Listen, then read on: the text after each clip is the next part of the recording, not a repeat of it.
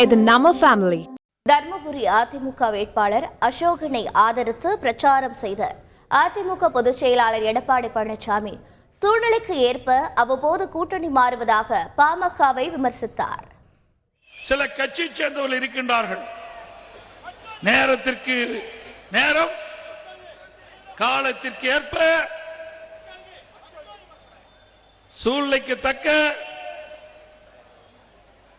அவ்வப்போது கூட்டணி மாறுகின்றவர்கள் யார் என்று உங்களுக்கு தெரியும்.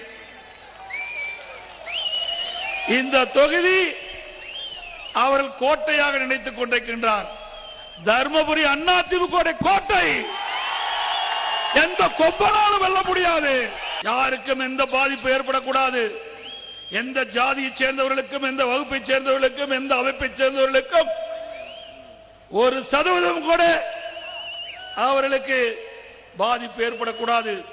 அந்த வகையிலே அனைத்து இந்திய அண்ணா திராவிட முன்னேற்ற கழக அரசு ஜாதி வாரி கணக்கெடுப்பு செய்வதற்கு ஜீவோ போட்ட அரசாங்கம் அதிமுக அரசாங்கம்.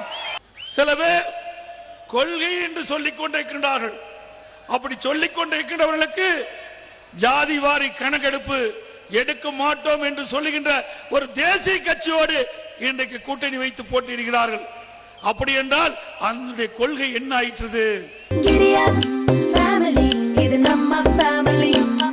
அன்புள்ள கிரியஸ், இது நம்ம ஃபேமிலி.